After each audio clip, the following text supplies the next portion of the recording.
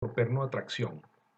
Vamos a revisar el comportamiento de esa unión por perno atracción y determinar cuál es el valor de la precarga de apriete para garantizar que esa unión cumpla con la función para la cual está siendo exigida. Les habla el profesor Óscar González del Departamento de Mecánica de la Universidad Simón Bolívar. La unión por perno atracción es la unión que comprende elementos roscados que van a estar sometidos a tracción.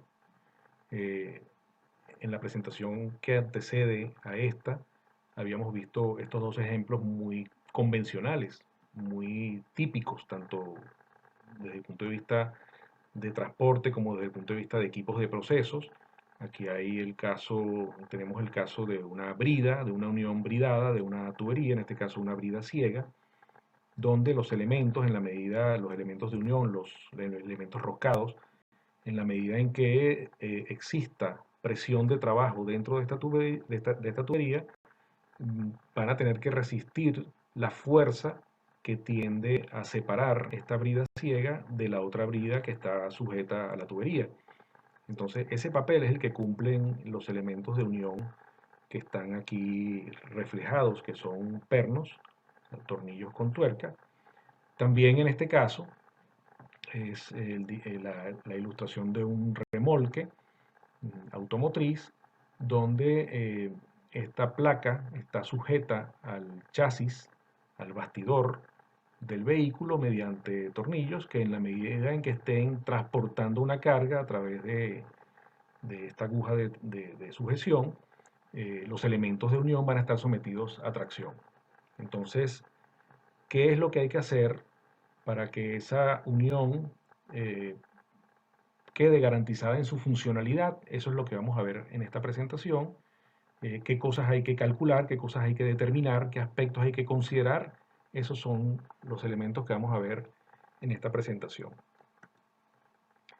Se desea unir entonces dos o más piezas mediante pernos para soportar la carga F, que aparece aquí identificada, sin que se genere separación entre las piezas.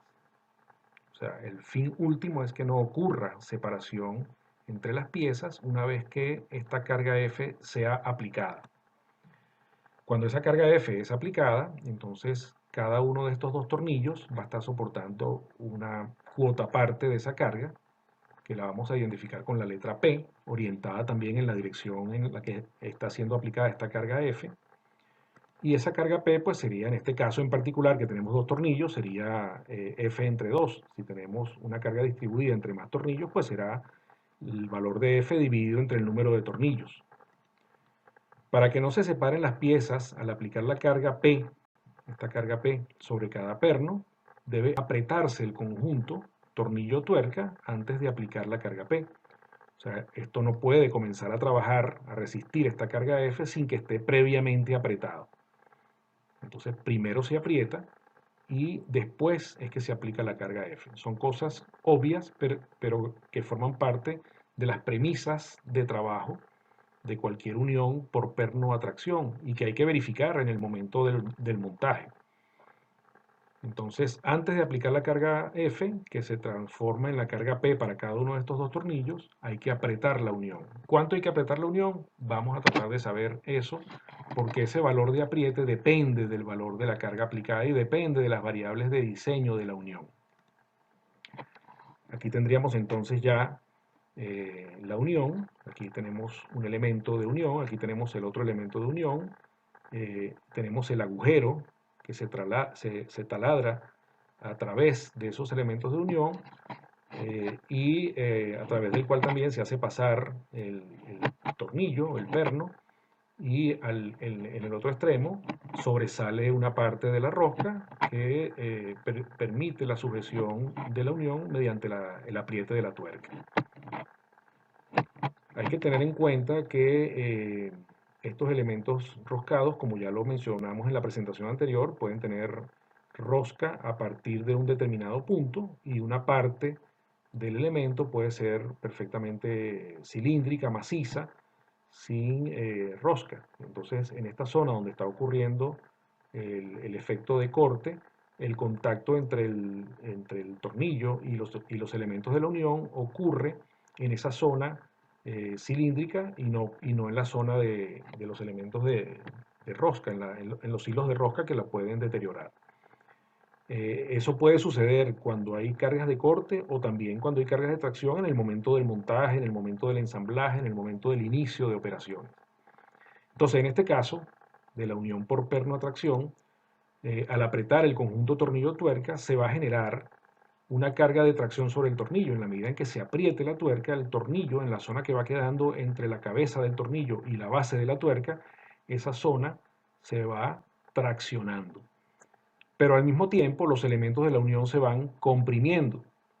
Entonces vamos a tener unas cargas de compresión en los elementos de la unión y unas cargas de tracción en la zona comprendida entre la base de la tuerca y la base de la cabeza del tornillo. La carga de tracción sobre el tornillo debida al apriete antes de aplicar la carga P se denomina precarga. Esa palabra precarga tiene una connotación justamente temporal, ¿no? Antecede desde el punto de vista temporal a la carga P. Primero se aprieta y después se aplica la carga P. Por eso esa carga que se genera en el apriete, que es una carga de tracción sobre el tornillo, la vamos a denominar precarga y va a estar identificada con el símbolo F sub I. El problema entonces consistirá en determinar cuál es el valor mínimo de la precarga F sub I necesario para que no ocurra la separación de las piezas al momento de aplicar la carga P, que aparece ahora reflejada aquí en el dibujo de esta manera. Esta carga P es la porción de la carga F que está absorbiendo o que está asimilando o que debe soportar esta unión de un solo elemento. Vamos a tratar entonces de hacer el ejercicio de determinar ese valor de la precarga. Esta sería entonces la presentación de la junta. Antes de que tengamos precarga, apriete o carga, simplemente estamos presentando la junta. Se hace el apriete de la tuerca de forma manual hasta donde llegue. Luego se empieza a apretar el conjunto tornillo-tuerca utilizando algún tipo de herramienta, algún dado o alguna llave de tuerca. Entonces, al apretar el conjunto tornillo-tuerca y generar la precarga F sub I, el perno se va a deformar a tracción una determinada cantidad delta T. Y las placas se van a deformar a compresión una determinada cantidad delta P. Entonces, al momento en que está ocurriendo esta compresión sobre los elementos de la unión y se va a estar generando esa tracción sobre el tornillo, entonces cualquier elemento, cualquier segmento que tomemos en la fase original de presentación de la junta, cualquier elemento longitudinal, en el momento en que esta sección del tornillo, entre la base de la tuerca y la cabeza del tornillo, esté sometida a tracción, entonces ese segmento va a aumentar de tamaño, vamos a tener una longitud final contra una longitud inicial. Esa diferencia entre esas dos longitudes es lo que vamos a estar denominando delta T.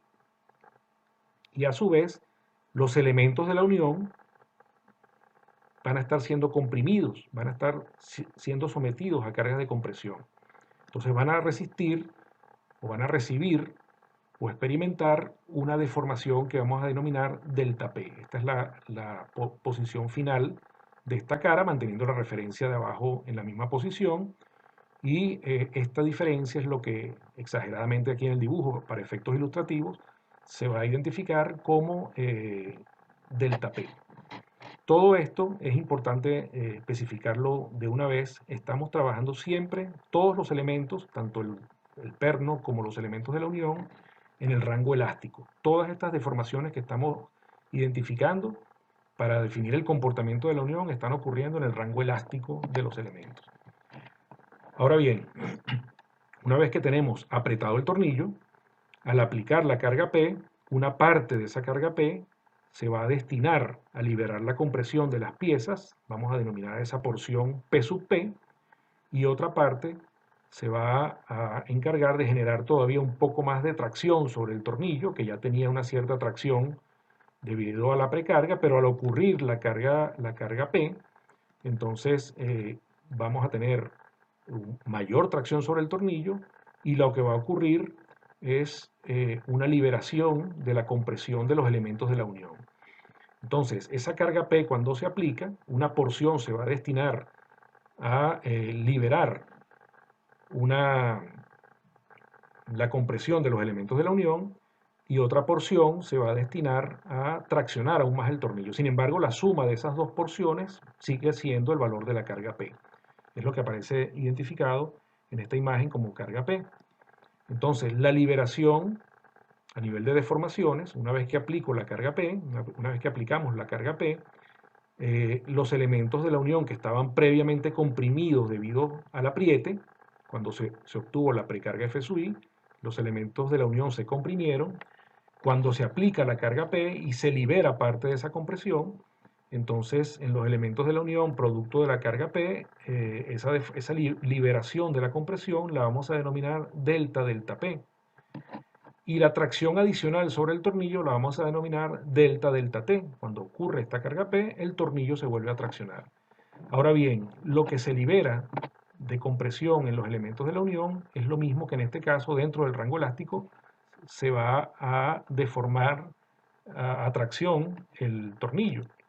Entonces, esta porción de desplazamiento de este extremo de la unión, manteniendo la otra como referencia, que se va a liberar de compresión, la vamos a estar denominando delta delta P. En el caso de los elementos de la unión siguen estando a compresión, pero una compresión no tan alta como la que ocurrió cuando el apriete en el montaje, pero a su vez lo mismo que le permite el tornillo liberarse es lo que se va a estar deformando los elementos o lo que se va a estar liberando de la compresión de los elementos de la unión. Entonces, estos dos valores son iguales, delta delta P y delta delta T del tornillo son iguales. Lo que se libera de compresión es lo que a su vez está traccionando el tornillo adicional a la tracción que tenía, que la identificamos como delta T, cuando ocurrió el apriete de la unión y la aplicación de la precarga.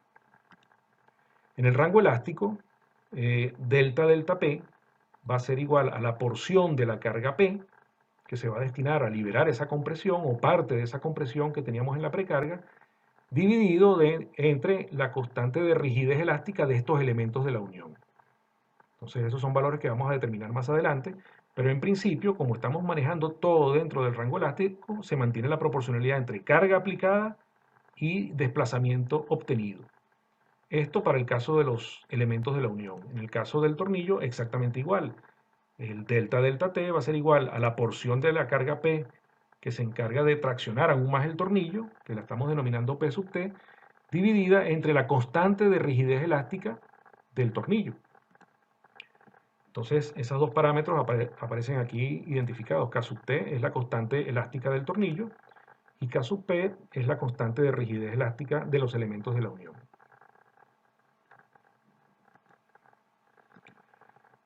Ahora bien, tenemos esta expresión de la lámina anterior, P igual a la P sub P más P sub T, y tenemos esta expresión que iguala los dos deformaciones o desplazamientos que ocurren tanto en el tornillo como en los elementos de la unión una vez que se aplica la carga P. Desde un punto de vista de las expresiones de elasticidad, teníamos también estas ecuaciones. Delta delta T va a ser igual a P sub T entre K sub T y delta delta P va a ser igual a P sub P entre K sub P. Si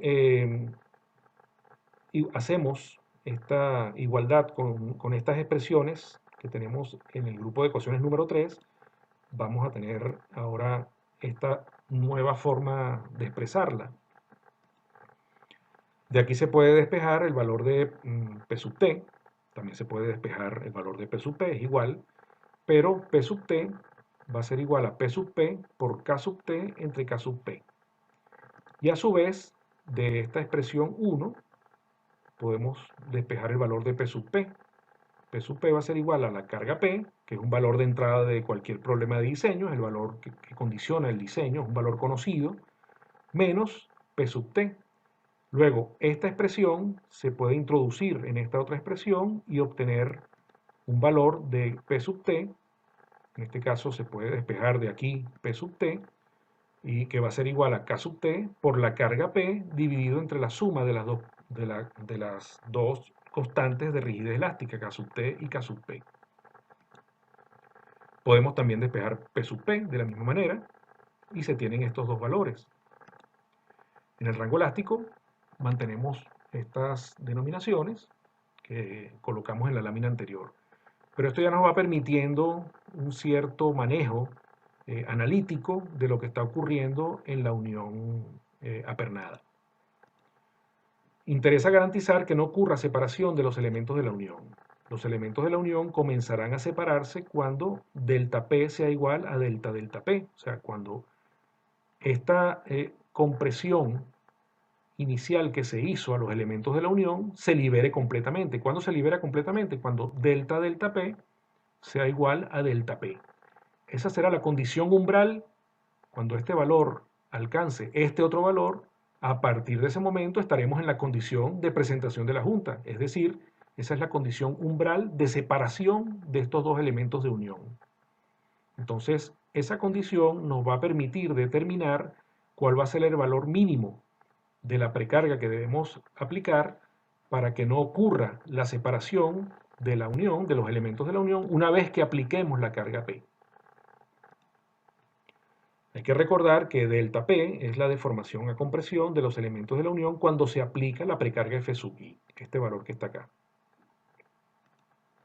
En el rango elástico, delta P es igual a la precarga entre la constante de rigidez elástica de los elementos de la unión y delta delta P es igual a la porción de la carga P que absorben los elementos de la unión para liberarse en parte de esa compresión dividido entre la constante de rigidez elástica K sub P. Si nosotros igualamos este valor con este otro valor, entonces vamos a tener una determinación, una forma de determinar el valor de la precarga. Entonces, este valor de P sub P permite identificar el valor de la precarga mínima, que va a ser igual a P sub P, al igualar estas dos expresiones. K sub P se va con K sub P y queda que la precarga mínima va a ser igual a P sub P. Entonces, esa sería la forma de determinar el valor de la precarga mínima para que no ocurra separación de los elementos de la unión. Ahora bien, ¿cuál sería el valor máximo de apriete de ese perno? Nosotros tenemos aquí un valor mínimo, pero nosotros no podemos apretar eso hasta todo lo que nos permita la fuerza física, ¿no? Sino que eso también tiene una limitación que viene dada por la resistencia del tornillo. Entonces, ese valor también lo tenemos que calcular. En principio dependerá de la resistencia mecánica del perno y de los elementos de la unión. En relación con el perno, dependerá de si está sometido a cargas estáticas o alternativas. Si está sometido a cargas estáticas, entonces existirá una precarga máxima limitada por la resistencia a fluencia del perno. Para cargas alternativas existirá una precarga máxima limitada por la resistencia a fatiga del perno. Vamos a calcular cuáles son esos dos valores de precarga máxima a cargas estáticas y de precarga máxima a fatiga del elemento roscado. No vamos a estar considerando en este caso los elementos de la unión, vamos a estar considerando que esos elementos de la unión siempre están en el rango elástico, cosa que no necesariamente es cierta, pero para efectos de diseño y de selección del tornillo y del perno, eso es lo que vamos a estar haciendo en estas láminas que continúan, que siguen. Nos interesa entonces determinar el valor de la precarga máxima a tracción estática. La vamos a denominar F sub i máximo S. La carga total que va a actuar sobre el tornillo, que ese valor nos interesa para saber cuál va a ser la carga máxima que va a estar soportando el tornillo, será la suma de la precarga que le apliquemos en el momento del apriete y la porción de la carga P que absorbe el tornillo, que sería P sub T. Es decir, que la carga total que va a estar resistiendo ese elemento roscado, una vez que actúe la carga P, va a ser igual a la precarga más la porción de esa carga que se deriva de P, que sería P sub T. El valor máximo de F sub T viene dado por la expresión de la resistencia del tornillo, es decir, ninguna carga F sub T puede ser superior a la carga que pueda soportar en el rango elástico el material del tornillo. Para la carga estática, la fuerza estática máxima sería el esfuerzo de fluencia del material del tornillo multiplicado por el área transversal del tornillo. Es un elemento a tracción pura. S sub y es el límite de fluencia, A sub t es el área seccional del tornillo, y ese área seccional del tornillo, por facilidad, se va a expresar en función del diámetro nominal, para efectos prácticos.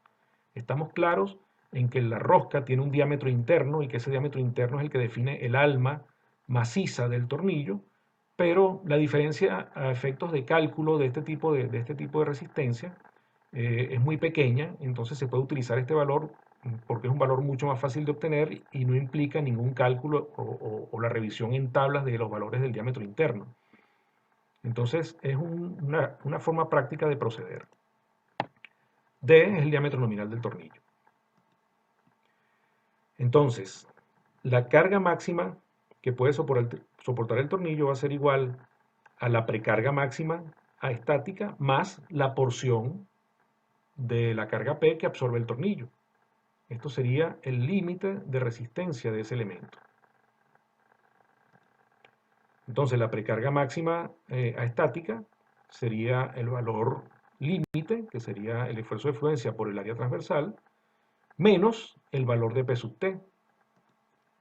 En consecuencia, si sustituimos el valor de P sub T que obtuvimos en la lámina anterior, en esta expresión obtenemos el valor de la precarga máxima a estática que se le puede aplicar a un elemento roscado para que no ocurra falla por fluencia.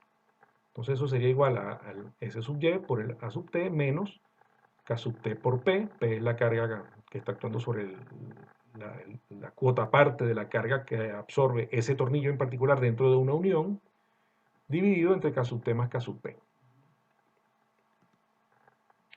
Mantenemos entonces esta denominación de las constantes de rigidez elástica, K sub T y K sub P. Ahora bien, hace falta también un valor de precarga máxima a fatiga cuando tengamos esfuerzos alternativos. Si la carga P es alternativa desde 0 hasta un valor máximo, la precarga F sub I que sea definida será la carga mínima que esté soportando el tornillo. O sea, el tornillo siempre va a ser apretado. Si esta carga llega a ser igual a 0 y después asciende hasta un determinado valor, el tornillo igualmente mantiene como carga de tracción la precarga que se le aplicó en el montaje. Entonces, cuando la carga P es igual a 0, el tornillo mantiene como carga de tracción mínima el valor de F sub I. Eso es lo que está escrito aquí. Si la carga P es alternativa desde 0 hasta un valor máximo, la precarga F sub I que sea definida será la mínima carga de tracción a la que estará sometido el tornillo. La carga máxima será F sub T, sigue siendo F sub T, y la carga alternativa oscilará entonces entre F sub I y F sub T. Es decir, esa carga total, que va a ser F sub I más P sub T, en realidad va a ser la carga máxima a la que va a estar sometida el tornillo, y la carga mínima será la precarga que se le aplicó en el momento del montaje. Es decir, vamos a tener este escenario. En una gráfica de esfuerzo contra tiempo, vamos a tener una alternabilidad, no necesariamente perfecta, obviamente, depende de los procesos que estemos trabajando y de las frecuencias a las que estas cargas con las cuales estas cargas estén oscilando. Vamos a tener un esfuerzo mínimo que será superior a 0, porque ese esfuerzo mínimo viene dado por la precarga que le estamos dando en el montaje, y vamos a tener un esfuerzo máximo que vendrá dado por la carga F sub T. Entonces, el esfuerzo alternativo, una vez que tenemos este comportamiento, va a ser el esfuerzo máximo, este valor, menos este valor mínimo, dividido entre 2. Este sería el esfuerzo alternativo o esfuerzo amplitud, como lo llaman acá. Y eso va a ser igual, escribiendo esto en función de las fuerzas, a F total menos F sub I dividido entre 2 veces el área transversal, para describir los esfuerzos en función de las fuerzas. Y del mismo modo, el esfuerzo medio, que sería este valor que aparece graficado aquí, sería igual a sigma máximo más sigma mínimo, o sea, es la semisuma del esfuerzo máximo y el esfuerzo mínimo. Sustituyendo las expresiones del esfuerzo máximo y el esfuerzo mínimo, el esfuerzo máximo sería F sub t entre AT y el esfuerzo mínimo sería F sub I entre AT. En esta expresión, entonces obtenemos esta expresión del esfuerzo medio. F sub t más F sub I entre 2AT. Si sustituimos F sub t por esta expresión y sustituimos P sub t por esta expresión en las ecuaciones de los esfuerzos, vamos a tener la expresión del esfuerzo alternativo, sería K sub t entre K sub t más K sub p multiplicado por P, esta misma P, dividido entre 2 veces el área transversal del tornillo. Ese sería el esfuerzo alternativo. Y si simplificamos lo que está entre paréntesis, para efectos de simplificar estas expresiones, como C, entonces nos quedaría C por P entre 2 veces AT. Hacemos lo mismo con el esfuerzo medio, lo sustituimos por sus respectivas expresiones, lo desarrollamos y nos queda esta expresión que está aquí. K sub t entre K sub t más K sub p, todo esto multiplicado por P entre 2AT más F sub I entre AT.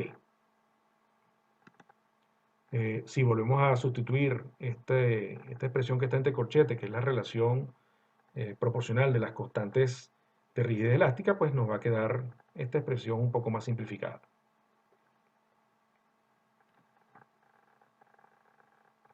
Tenemos entonces el esfuerzo alternativo y tenemos el esfuerzo medio de un elemento mecánico sometido a cargas de tracción.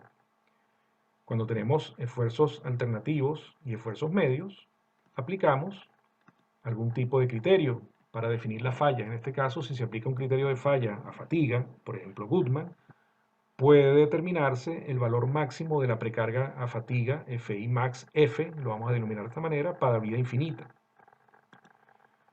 Esta sería la ecuación que define el criterio de Goodman. En este caso se involucra el esfuerzo alternativo relativo a la resistencia a la fatiga, más el esfuerzo medio relativo a la resistencia última del material del tornillo, y esto debe ser menor que 1. Sustituyendo entonces estos valores sigma A y sigma M en esta expresión, se obtiene el valor, y despejando el valor de F sub I, una vez que convertimos esta desigualdad en igualdad, podemos despejar entonces el valor de la Fi máximo. Si mantenemos la desigualdad, entonces simplemente vamos a obtener un valor de F sub I que tendrá que ser menor que un determinado valor, pero como hacemos la igualdad, obtenemos directamente el valor de la Fi máximo a fatiga. Esta sería la expresión que resulta de desarrollar esa sustitución que se está haciendo de sigma A y sigma M en la ecuación de Goodman. Entonces, la precarga máxima a fatiga va a ser igual al área transversal del tornillo multiplicado por S sub U, que es la resistencia última del material del tornillo, menos C, que sería el valor que definimos en la lámina anterior para la relación entre las constantes de rigidez elástica, multiplicado por P, y todo esto dividido entre 2 y multiplicado por la relación entre S sub U y S sub N más 1. Este valor nos otorga un límite para la precarga máxima que se puede aplicar a una unión por perno atracción cuando está sometida a cargas alternativas con riesgo de fatiga.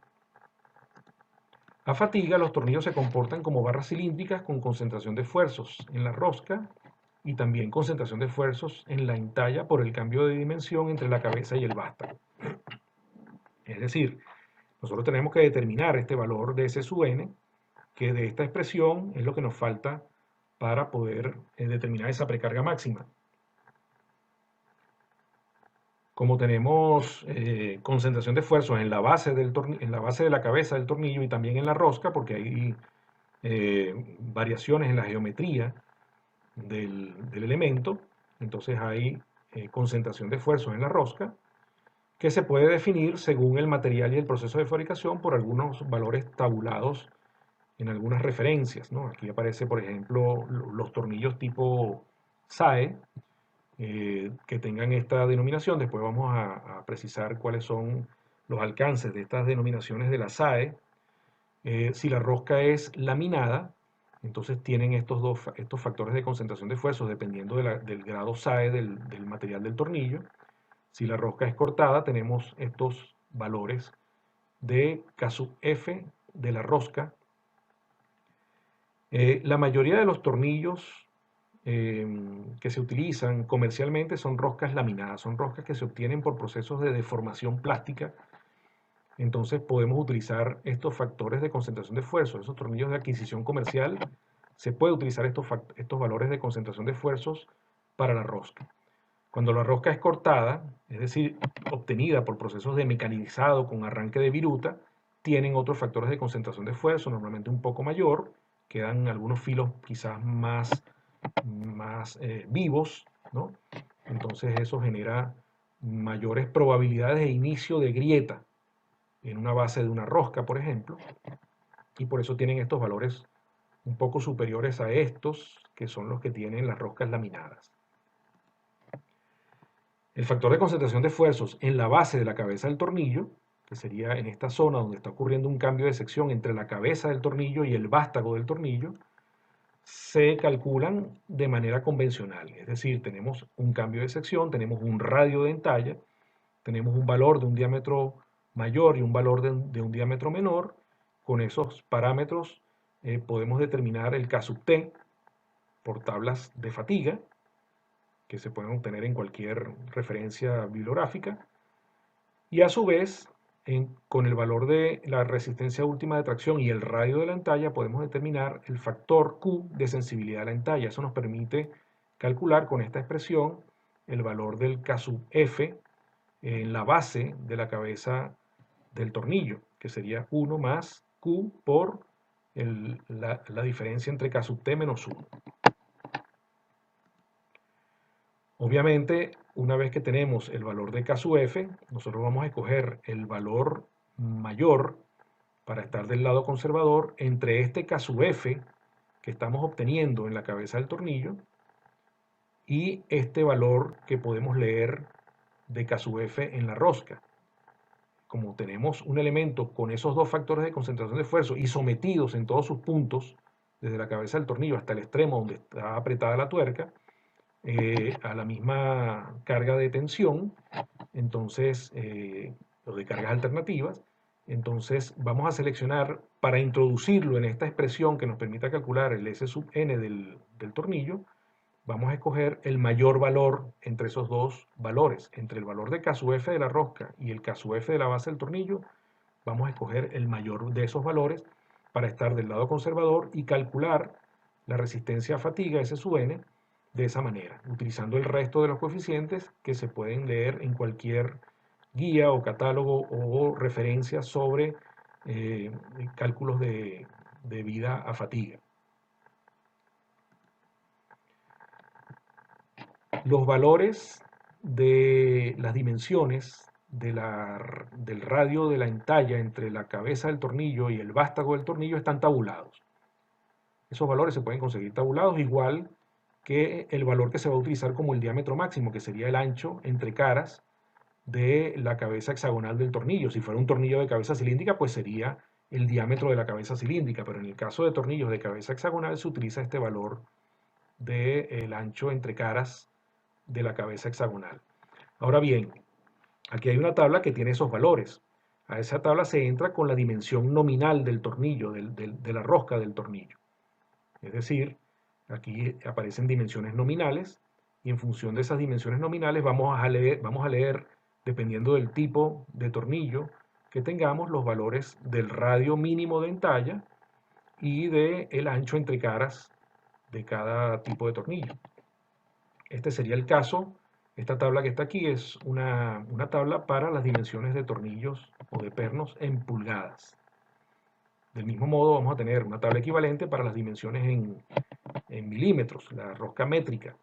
Entonces esa rosca métrica se expresa de esta manera con una letra M que antecede al diámetro nominal, que sería el diámetro externo, de acuerdo a lo que hemos venido hablando, de la rosca, y luego en la dirección horizontal se leen los valores del ancho entre caras y del radio de la entalla para poder determinar el factor de concentración de esfuerzos K sub T, que vamos a introducir después para calcular el K sub F de la base del tornillo y compararlo contra el K sub F de la rosca para poder saber cuál de esos dos valores es el valor mayor, que a su vez vamos a utilizar para el cálculo de S sub n de acuerdo a lo que vimos hace dos láminas, o dos láminas atrás. Aquí hay una tabla donde aparecen los valores de propiedades mecánicas de referencia para cierto tipo de tornillos grado SAE, en este caso tornillería de maquinaria, fundamentalmente también automotriz, pero que se utiliza para múltiples aplicaciones. Hay también tablas de este tipo para tornillos estructurales de alta resistencia que se utilizan para conexiones estructurales. En esta tabla podemos ver el grado SAE, la denominación, esto es un nombre para el grado SAE. Aquí tenemos el tamaño del tornillo, de la rosca, el diámetro nominal de la rosca, son los valores, aquí aparecen rangos para esos valores de diámetro nominal de la rosca. Luego aquí aparece una columna que identifica una resistencia a prueba mínima de esos tornillos. Los tornillos son elementos que se pueden someter por sí mismos a pruebas de ensayos de tracción. Normalmente uno toma una muestra de un material y lo tornea para obtener una probeta normalizada y con eso calcular una resistencia a fluencia. Eso también se puede hacer, esto es el valor que aparece referido a la resistencia a fluencia del material del tornillo, pero este es el valor que aparece referido a una prueba directa, lo que se denomina resistencia de prueba o carga de prueba, de un tornillo sometido él mismo a un ensayo de tracción. Y esta sería la resistencia a la tensión, el S sub U, que habría que colocar en la expresión del cálculo de resistencia de precarga máxima a la fatiga. Aquí aparecen algunas especificaciones de los materiales y también aparece una forma de identificar con la cabeza hexagonal del tornillo el tipo de material o de grado SAE al cual corresponde esa ilustración, esa identificación, esa muesca para los tornillos de rosca inglesa o de tamaños en pulgadas. Del mismo modo, tenemos el caso de las roscas métricas. Vamos a tratar de fijar esta columna de la resistencia mínima a la resistencia de prueba mínima, porque la vamos a utilizar más adelante para comparar ciertos valores de precarga cuando vayamos a hacer la selección de la precarga. Este sería el caso de las propiedades mecánicas para pernos o tornillos de rosca métrica. Aquí aparece el grado SAE también de rosca métrica. Aquí aparecen los rangos de medidas nominales para los cuales se consiguen tornillos de este tipo de material. Aquí aparece el valor de resistencia de prueba. Aquí aparece el valor de resistencia de fluencia. Y el S sub U, el valor de resistencia a la tensión. Y también aparece una forma convencional de denominar estos grados de los materiales y colocarlo, identificarlo en la superficie de la cabeza hexagonal de un tornillo de este tipo. Entonces identificamos también la columna de resistencia a la prueba del tornillo. Ya tenemos entonces los valores de precarga mínima y tenemos dos valores de precarga máxima. De esos dos valores de precarga máxima vamos a escoger cuál de esos valores es menor, porque el menor valor de esos dos valores de precarga máxima que aparecen ahí, el de precarga máxima estática y el de precarga máxima fatiga, el menor de esos dos valores ya marca un límite del cual no se puede pasar porque empieza a ocurrir falla en ese valor mínimo que tengamos entre esos dos valores. Si el menor valor de precarga máxima es este, entonces al alcanzar este valor ya tenemos un riesgo de falla por fatiga. Si de esos dos valores el menor es el de precarga máxima estática, entonces significa que a ese valor de precarga ya estaremos en el umbral de riesgo de falla por fluencia de ese elemento. Entonces, se selecciona el menor valor, entre esos dos como el valor de la precarga máxima. Una vez que tenemos ese valor definido, normalmente se recomienda seleccionar y aplicar una precarga elevada en el rango indicado por este intervalo que aparece aquí. O sea, este sería el valor que vamos a seleccionar, pero ese valor que vamos a seleccionar, aquí tenemos el valor de la precarga máxima, que la calculamos o la definimos de acuerdo con esta comparación. Aquí tenemos el valor de la precarga mínima, que la calculamos de acuerdo con esta expresión. Pero cuando se recomienda precarga elevada es para seleccionar una precarga que esté entre 0,6 F sub ρ y 0,9 F sub ρ.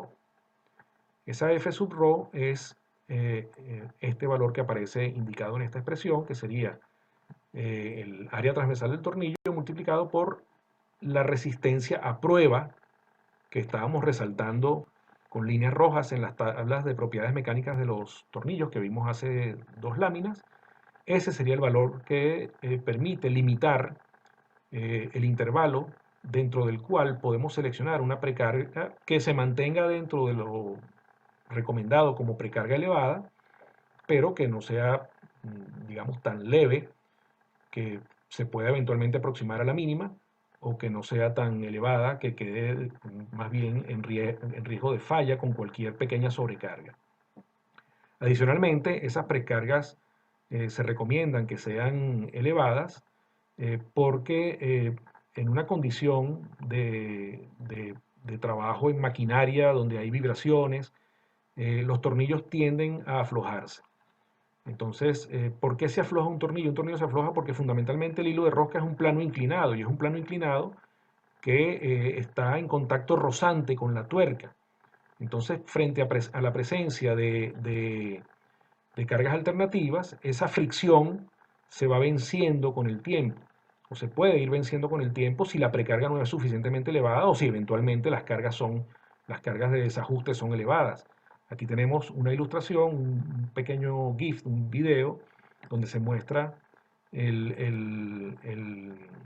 la forma en que se afloja, en que se puede ir aflojando el tornillo con la presencia de cargas vibrantes en la unión. Entonces, la selección del valor de la precarga es discrecional entre los valores del intervalo indicado. O sea, obviamente, el 0,9 F sub ρ debería ser menor que la precarga máxima, eso hay que verificarlo. Si eso no ocurre, entonces hay varias cosas que se pueden hacer. Entre esas cosas se puede cambiar el diámetro del tornillo. Si se cambia el diámetro del tornillo, el tornillo va a tener una mayor resistencia simplemente por dimensiones, y eso hace posible, en el caso de que no ocurra en el primer cálculo o en la primera selección, que se cumpla esta desigualdad que está aquí.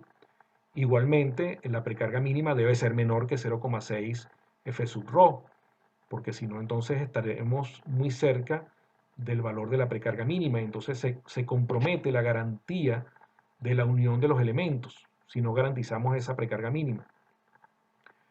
Entonces, esa sería la consideración que hay que hacer para la selección de esa precarga. Aquí hay una anotación que dice que normalmente esa carga de prueba puede estar muy cerca de 0,85 el valor de resistencia a la fluencia del material del tornillo.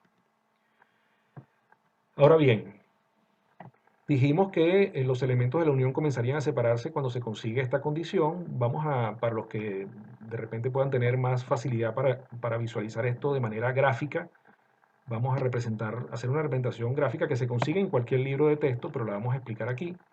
Si graficamos la carga aplicada sobre el tornillo y su deformación, y del mismo modo también la de los elementos de la unión, si estamos trabajando siempre dentro del rango elástico, entonces hay proporcionalidad entre las fuerzas y los desplazamientos. Es decir, que todo lo que consideremos como comportamiento del tornillo estará definido en esta relación de proporcionalidad entre cargas y desplazamientos. Vamos a definir como positivos los desplazamientos a tracción, que son todos los que recibe el tornillo. El tornillo, desde que se aprieta, está sometido a tracción, mientras que los elementos de la unión están sometidos a compresión y su comportamiento también es elástico.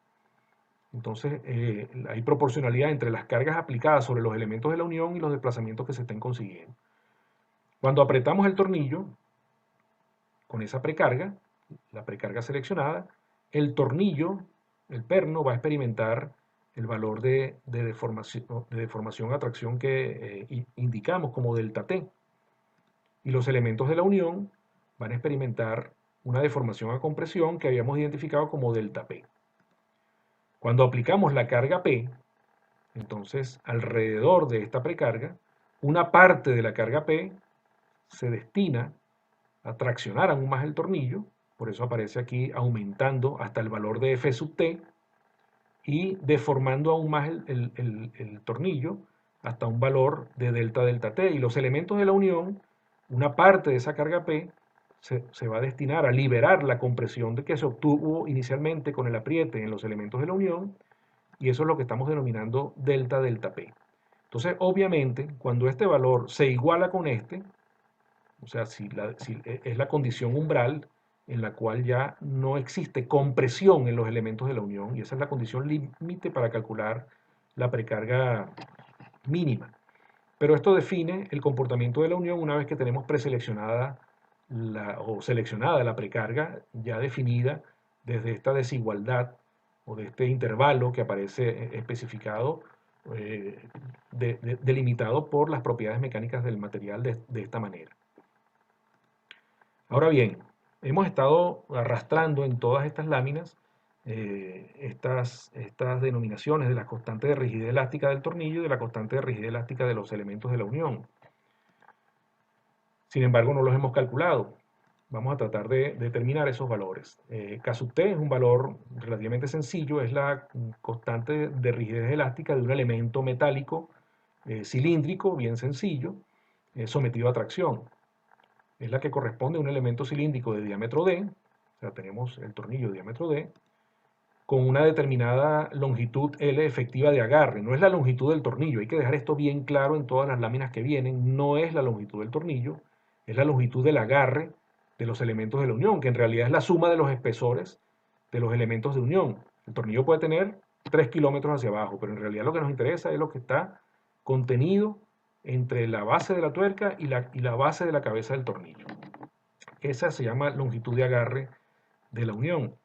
Y todo eso está sometido a un esfuerzo sigma de tracción producido por una carga F que hemos identificado previamente, conformado por un material que posee un módulo de elasticidad E mayúscula. En el rango elástico esta expresión es muy común, muy convencional, el esfuerzo va a ser igual al módulo de elasticidad multiplicado por la deformación. El módulo, el esfuerzo, digamos, de tracción sería la carga entre el área transversal del tornillo. Son expresiones bastante sencillas y bastante conocidas. A sub T es el área transversal del tornillo, la definimos de esta manera. Y epsilon, que sería la deformación unitaria. Delta T es el alargamiento del tornillo a tracción en el rango elástico. Si aplicamos esta igualdad con estas dos expresiones, obtenemos que F entre el área transversal va a ser igual al módulo de elasticidad por delta T entre la longitud del agarre de la unión. K sub T será la relación proporcional entre la fuerza F y el alargamiento delta T. Es la misma expresión que para el caso de resortes. Estamos hablando de constante de rigidez elástica. Todos sabemos que sería la proporcionalidad entre la fuerza y este desplazamiento, es decir, esta expresión. Entonces, si tenemos esta expresión que involucra a F y del otro lado tenemos a delta T, todo lo que no sea F ni delta T conforma el valor de K sub T. Es decir, si nosotros podemos separar delta T y F y confinar el resto de las variables que estén ahí contenidas, entonces eso sería el valor de K sub T. K sub T sería el área transversal por el módulo de elasticidad entre la longitud de agarre. Si sustituimos el valor del área transversal, obtenemos el valor de K sub T de esta manera. Pi por D cuadrado por el módulo de elasticidad entre 4 veces la longitud de agarre del tornillo. Entonces es una expresión bastante sencilla que permite definir este valor. Ya con este valor podemos trabajar. Ahora bien, el valor de K sub P es algo más complejo. La constante de rigidez elástica de los elementos de la unión se calcula según modelos específicos y estas consideraciones. Fíjense, puede haber más de un material involucrado en la unión con diferentes propiedades elásticas. O sea, este material, aquí lo tenemos también, podemos tener un material 1 y un material 2, este material 1 con unas propiedades elásticas diferentes a las del material 2. Si es la misma, se trabaja todo como si fuera un elemento a compresión, pero si son diferentes, entonces se tratan análogamente al caso de resortes en serie sometidos a compresión. Es decir, algo parecido a esto. Tenemos K sub 1 y K sub 2. Tenemos aquí un resorte con una K y aquí tenemos otro resorte con otra K sometidos a compresión. Y la expresión que permitía calcular la constante equivalente de todo esto es esta que está aquí. Es la inversa de la constante total va a ser igual a la inversa de la constante del elemento 1 más la inversa de la constante del elemento 2 más todos los que estén involucrados, porque puede haber varios materiales en una unión apernada. Entonces, si son de módulos de elasticidad diferentes, van a tener constantes de rigidez elásticas diferentes. Si una de las piezas de la unión es una empacadura, su rigidez elástica, que la vamos a denominar K sub P de la empacadura, será tan pequeña en comparación con las otras piezas, generalmente metálicas, que para fines prácticos el efecto de estas piezas metálicas se puede despreciar y utilizar solo la rigidez elástica de la empacadura. ¿Cómo es eso? Bueno, si tenemos una empacadura, el caso de unas bridas de tuberías o de equipos de procesos, entre una pieza metálica y otra pieza metálica, esa empacadura se utiliza para sellar y para que cubra los intersticios que quedan de las superficies metálicas y se pueda deformar para impedir cualquier fuga de fluidos. Entonces, si la rigidez elástica de la empacadura es tan pequeña en comparación con la rigidez elástica de los materiales metálicos, entonces el inverso de ese valor tan alto de la rigidez elástica de un metal y de otro metal se pueden eventualmente despreciar en comparación con el inverso de la rigidez elástica de la empacadura. Y de esa manera entonces queda que la rigidez elástica de la unión de todos estos tres elementos, incluyendo la empacadura, los dos elementos metálicos y la empacadura, la rigidez elástica equivalente de esos tres elementos va a ser igual a la rigidez elástica de la empacadura. Entonces, eso sería lo que quedaría de esa simplificación, ¿no? Porque estos valores, al invertirlos, se quedarían, digamos, bastante pequeños en comparación con este otro valor. Esa es una consideración que suena como contradictoria porque en este caso la empacadura le gana a los metales en cuanto a su capacidad de deformarse. Y la constante de rigidez elástica de la unión, antes de que se empiecen a deformar estos materiales de la unión, se deforma la empacadura. Entonces, y una vez que la empacadura ya no llega a más es porque la empacadura se venció, se rompió. Entonces, normalmente ese apriete se hace tomando en cuenta la rigidez elástica de la empacadura. Y resulta que los elementos de la unión pues no se están deformando apreciablemente a compresión, porque toda la deformación inicial la asimila la empacadura con sus propiedades elásticas, que son diferentes a las de los metales. Ahora bien, tenemos materiales diferentes para las empacaduras. Hay diferentes materiales que se utilizan para las empacaduras. Entonces, cada uno de esos materiales tiene su propio módulo de elasticidad. Todavía no hemos trabajado con cuál va a ser la relación entre este valor de la constante de rigidez elástica y el módulo de elasticidad, pero sí están muy relacionados como vimos en el caso del tornillo. Es simplemente una proporción entre la constante de rigidez elástica de la empacadura y el módulo de elasticidad afectado por la geometría, pero eso lo vamos a ver más adelante para los elementos de la unión. Entonces aquí tenemos una empacadura, aquí tenemos por ejemplo una brida, otra brida, y entonces esta empacadura es la que tiene un determinado tipo de espesor y puede ser de diferentes materiales. El asbesto, como todos saben, está siendo proscrito por sus propiedades cancerígenas, pero bueno, en algunos casos todavía aparecen algunas referencias como material de uso para empacaduras. Aquí tienen otra tabla similar, en este caso la rigidez se expresa por el espesor, se expresa por unidad de longitud, que viene dada por el espesor, que aparecen espesores más o menos convencionales. Eso ya es cuestión de consultar el disponible a través de catálogos o de información comercial para conocer en realidad estas propiedades.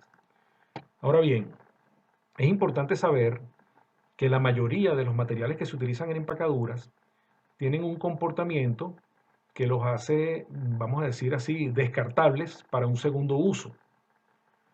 Aquí tengo un extracto de un libro que aparece referido al final, que dice lo siguiente: una de las principales razones por las cuales los valores de la rigidez elástica de las empacaduras no son publicados es que el comportamiento, esfuerzo de flexión de esas empacaduras no es lineal.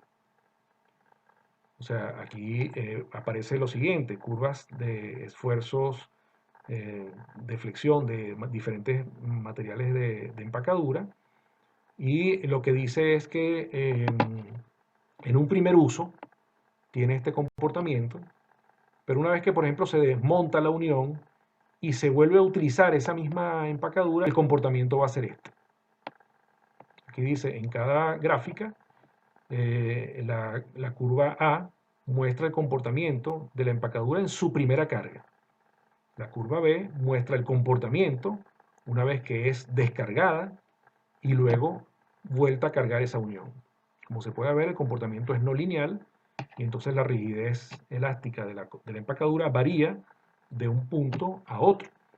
Y eso hace que normalmente pues eso no hace muy confiable el segundo uso de muchas de estas empacaduras.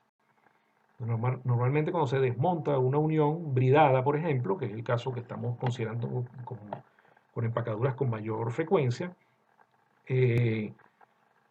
una vez que se quita la empacadura, pues normalmente se descarta, ¿no? Se puede utilizar para reciclarla para otros usos, pero no para esa misma unión, porque el comportamiento va a ser diferente al comportamiento que se consideró en el diseño, con las propiedades que vimos probablemente tabuladas en la referencia que sirvió de consulta para hacer los cálculos. Entonces hay que tener cuidado con eso porque es un elemento importante a considerar.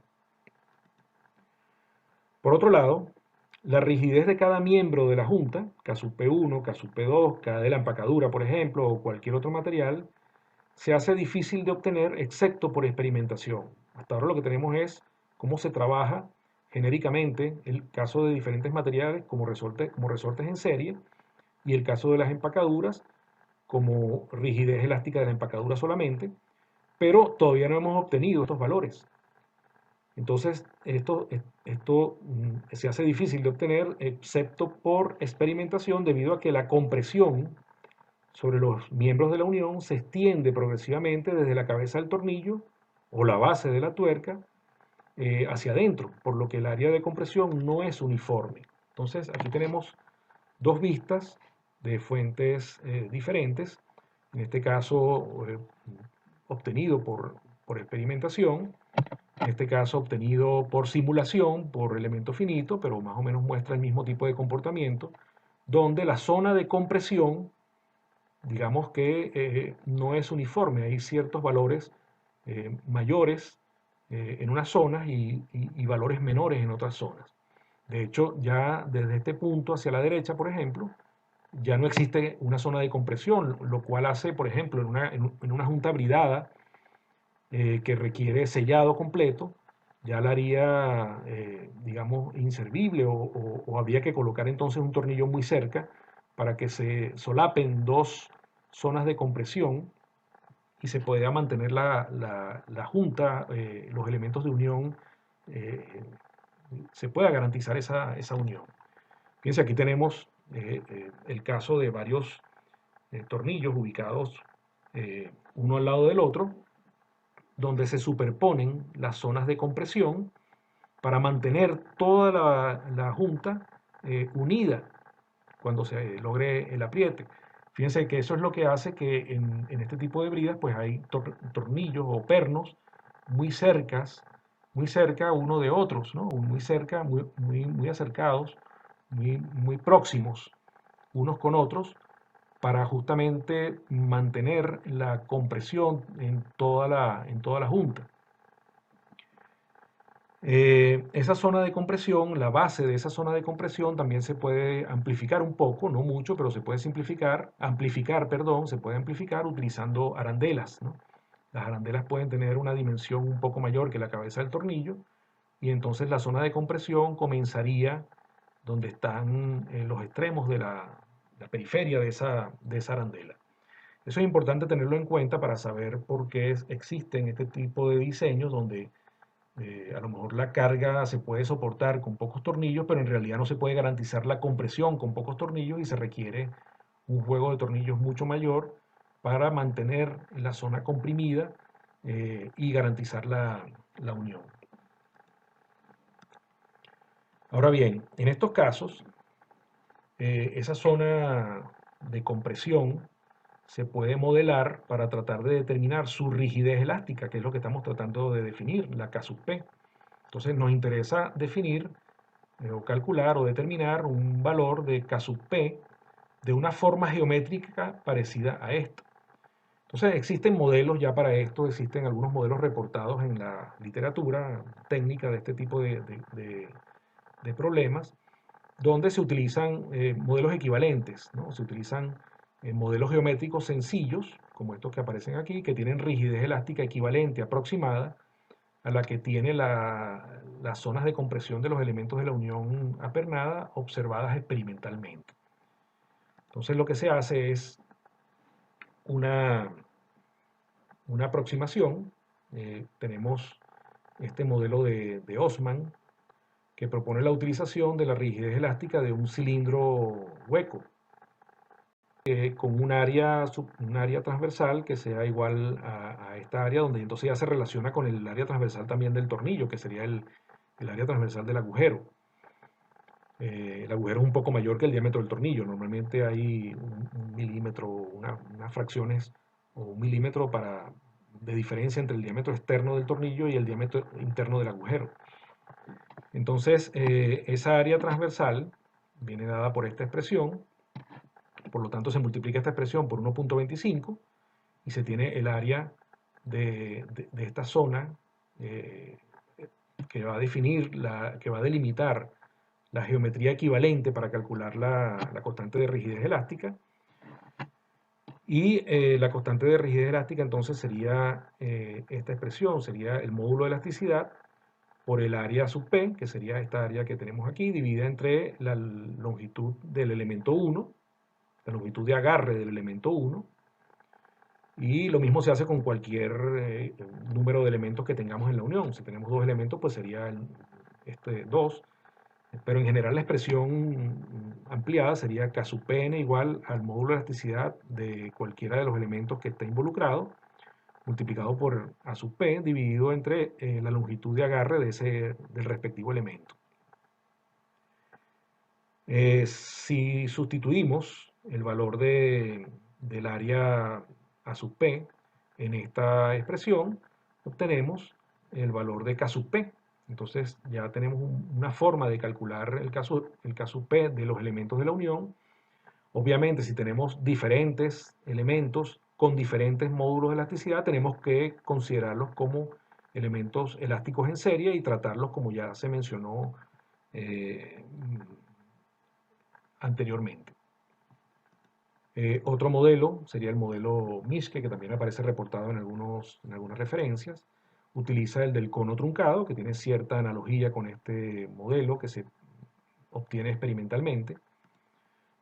Parte de la consideración de un diámetro de la parte de menor área del cono truncado. Aquí comenzaría la coordenada X que define un área progresiva de transversal de este elemento de cono truncado. Eso permite calcular este K sub P para esa geometría.